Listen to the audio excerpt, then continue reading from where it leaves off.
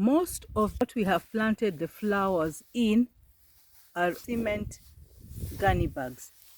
And this is an arid area. And clearly, it is very hot. So the gunny bags will not last. So they will help for some moment, but they will not last. You see, like this one has actually split, and this one is just continuing to tear apart. The planting is not very difficult because it is just the same procedure as we do when we are planting vegetables in containers or even on the ground. You definitely need a water source. So for me here, I have tapped water. It's salty, but I also have tapped rainwater. So it's a matter of just starting. You don't need so many. We have black cotton soil, and there's this feeling that crops don't do well when you use black cotton soil. So you'll find in most places they will talk about the red soil, and it's sold quite expensively. All of them I have used the black cotton soil, and I am proud actually they have done really well. Organic manure also adds to the flowers growing fast. So when you have these gunny bags, I think it's wise not to have too many things in it. So you see, like this one has the snake plant, then it has the pawpaw, then it has this flower, and it has the tomato. I think that's too much. It's a place where we have extreme heat. I don't always leave the flowers here in the sun. For the last 2 months, when it has been extremely hot, I had to put them in a shade.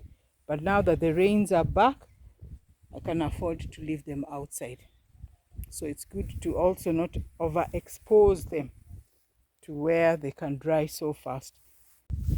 Good afternoon, and I hope you're doing well. It's a good afternoon here in Kenya, Africa, the slopes of the hills of Kilimambogo. It is a good day for me here. The weather is good. It is shining, though it looks cloudy. If you can look there, it looks cloudy. And I guess by evening we are going to have some rains. In today's video, we are going to talk about flower gardening in the countryside. If you have not watched my other video, I talked about the phobia or the fear I had in starting my flower garden, and it has taken a while. But all is not lost. We finally did it. So today, I'm going to share what you need to know before you start a flower garden in the countryside in Africa. Or if you have already started, maybe 1 or 2 things you can learn. Or if you're contemplating to begin, I hope this will give you some encouragement to keep going. Welcome to African Mom's World. And in today's video, I will be talking about flower gardening in the countryside. If you are a returning subscriber, thank you so much for always coming back to watch our videos. I really appreciate you. So let's get into the video. If you take a close look, most of the containers we have used or what we have planted the flowers in are actually gunny bags. These gunny bags are those that we had when we were doing some construction. So most of them are cement gunny bags. And this is an arid area. And clearly, it is very hot. So the gunny bags will not last. So they will help for some moment, but they will not last. You see, like this one has actually split, and this one is just continuing to tear apart. And if you look at, for example, this one, look at this. Actually, this one, the soil is just out. So we need to do some replacement. So we also used this Water bottles, we just cut the used water bottles. They last better than the gunny bags. At start, you can use any material that you have. Then slowly you can actually exit and put the ones that you want. Flower vases are available, but they're extremely expensive. So if you can't afford, this is one of the ways that you could start off with, or any materials that are cheaper. So you don't really have to strain in buying those flower vases. If you can, that's good, but if you can't, just look what is readily available. Then planting is not very difficult, because it is just the same procedure as we do when we are planting vegetables in containers or even on the ground, because this is black cotton soil which I have mixed with organic manure. Actually, it was goat manure. And then you mix it well and plant whatever plant you want to grow. You don't have to struggle. It's not stressful. It's really a simple procedure. As long as you have the flower, it's a matter of just getting the soil in any form of container and planting it. So it's an easy way. You definitely need a water source. So for me here, I have tapped water. It's salty, but I also have tapped rainwater. So for you to be able to do well with the flowers, because they require a lot of water, especially in a dry area, you need to have some water source. Not so much, but at least some water for the flowers. Having a watering jar is good, but actually I do not even use it. I actually just use my hands and pour the water just like that. If you have the watering jar, very good. If you don't have, use the method you know best, as long as they are watered. So what I've learned is that the soil should be moist. You see, it should be moist, but not soggy. You see the way I've planted, I've poured a lot of water here, not like this. It needs to be watered so that it doesn't soak inside water. So it's a matter of just starting. You don't need so many. And I'll give you an example. This is what we started with. You see this one here, this one. But this has popped out, and there was another one here which we removed and placed here. So this is what we removed from the other plant. So you don't need to start with many. This also was just one. This grass one was one, just a small bit like this. But see, it is quite a lot now. We had a very small cutting here, and now see, this looks like already a bush. We could already have so many out of that. So don't be afraid, just start and keep planting more. Matter of having a will just to start. Look at this. This is the one I can't even imagine. It was really a small cutting. In fact, it threatened to die. But now here we are. Looks so nice, and I can imagine how it will look when we put it in our flower vase or our flower pot. Another thing, there are places where you can buy all these flowers, but they're damn expensive. For example, this one, when I asked just by the roadside where they sell them, I was told the flower inside a flower pot was costing 2,000 Kenya shillings. That's quite expensive. But you see, just from one small one that I got from a friend, here it is. I can now just buy the pot and plant it inside. The other thing is about the soil that you use. At this place where I stay, we have black cotton soil. And there's this feeling that crops don't do well when you use black cotton soil. So you'll find in most places, they will talk about the red soil, and it's sold quite expensively. If you look at all these flowers, all of them I have used the black cotton soil, and I am proud actually they have done really well. One of the things I would also wish to talk about is that you don't just use the cotton soil alone.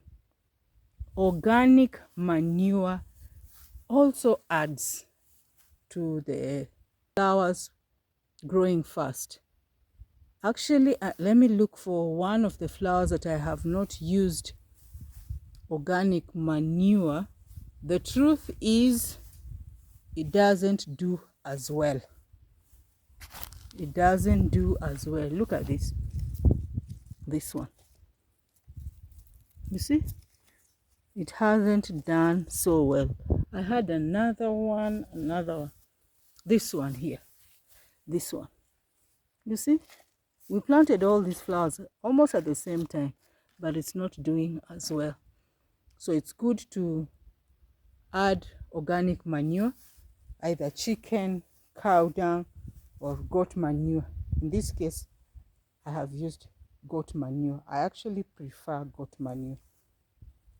Then the other thing is when you plant, ensure that you're using a gunny bag or soil that is not recycled. So for example, this gunny bag, we had planted tomatoes. So they sprout again. And even now you see they are dropping. They will not just die like that. So this gunny bag, we have to change it, plus the soil, because tomatoes will keep growing there. I'll show you another one. Let me show you another one, like this one. Look at this. These are pawpaw seedlings. So it means we threw some there, or we used a gunny bag that we were already using for germination of the pawpaw seedlings, because there are quite many. See? And this is also another tomato.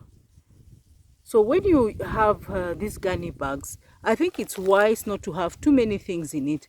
So you see, like this one has the snake plant, then it has the pawpaw, then it has this flower, and it has the tomato. I think that's too much, right? I think it's just good to have one, because this snake plant is going to be, another one is going to sprout from this side, another one from another side. So definitely this is going to be full. One other thing is that I'm learning, for example, like this succulent flower. I thought that because I planted it just by pricking it inside, but because it has held to the ground, look at this. There are also roots that have come from here, then there are others from here, which means as it continues, then it's going to have another one there. So that's good information, so that when you have this sort of a plant, when you're looking for a container, you can have one that it can just flow all over the base. I think it will look very nice. I really like this snake plant. It has grown so beautiful. Just look at that. And more are sprouting. Look, with different shades. Just look at this young one. Look at this. I'm so happy about this one. I think this is the first one I'll be able to try and get a pot for it, so that we can start putting them in different flower vases. So for the snake plant, I have different varieties. This one that is looks dark green. This one is a lighter version.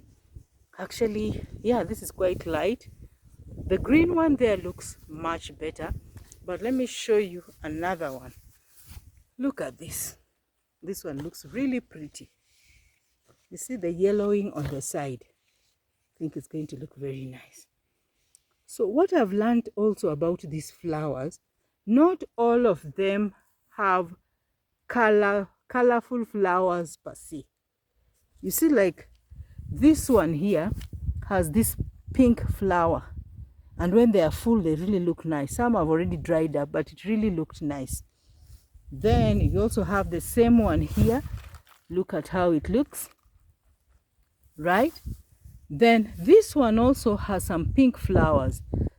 Look, look, look. When this opens up, it also has pink flowers. This one was so beautiful. So beautiful. It was a big one like this. But now it has dried up. But this one really has very nice flowers. So what I learned is that there are some flowers that do not have colorful flowers, like this one. This one is just leaves. The snake plant is just the way it is. This one as well doesn't put any flowers. I'm not sure about this one. Not so sure about this one, whether it puts flowers, because so far none of them. This one as well will just be like this. And these that look like rosemary, oh, they are so delicate. Immediately you touch them, they just fall. Look, they look like bananas. So delicate. Immediately you just touch it, it falls. Yeah, but I'm happy it has grown. Now the other thing is that we have the pomegranate fruit. I don't know how it arrived there, but we'll be removing it from there and transplanting it elsewhere. And then this succulent. These are thorns actually. It looks so nice, but I don't see as if it is growing. Or is it that I'm putting too much water? Anybody who knows how this can be handled, please let me know in the comment section. And then this is, do you know what this is? This is our dragon fruit. This is a year old. We have really struggled with this dragon fruit. A friend of mine gave me just a small piece, the lower one. Then we planted it in the soil, just in the ground, and it rotted at the bottom. It became a very small one. So I removed it from the soil, from the ground, and now planted it in the gunny bag. And now at least we have this bit here. So I'm just wondering how to handle this. I really want to ensure that it grows. And then this one here, I've never seen how it looks when it's big, but it looks like it's going to be like a tree. So probably I need to transplant this one and place it elsewhere, maybe on the ground. This one and this one. I'll probably put it on the ground. Then this one, look at the container. I think we put a very small container and the roots are already out. So I think I'll also change that. So there's quite a bit of work to be done here. The beauty of this is, if you realize, we don't have a lot of weeds. And it's so easy to remove the weeds. You don't need anything, even your hands. You can just remove them. Look at that. Already, that's what we have. Thank you for being around. I'm just hoping that you have learned something, and this will encourage you to start having a flower garden. Just get some manure, organic manure. Actually, here I don't use any of those fertilizers, just organic manure all the time. It gives me a lot of peace. I create time actually. When I am bored as well, I come to kill the boredom here. So it's a good thing to have these flowers. They put some life into you. You're able to touch base with nature. And of course, as you see them propagating and you're moving them from one gunny bag to another, it actually just reminds you of God's creation, nature, just getting in touch with nature. So it's not about the money plant only. I actually have a money plant, but it's elsewhere, not around here. Most people I know have money plants in their houses, and we have those. I don't know whether it's a myth or it's a misconception that it gives a picture of your financial status. If it is growing well, then you have money coming. If it is not growing well, then you have a problem. Well, we are not in that state or in that position, because this can also be a business. You could also just start selling them. Like now, this one, 200 shillings, 100 shillings, okay, $1 or $2. And if it's not in a container, you could also buy the containers and begin the business. So it's not also in the high-end places. You can also do it here in the countryside, because once you have started, then people will also be able to emulate, or they will like it.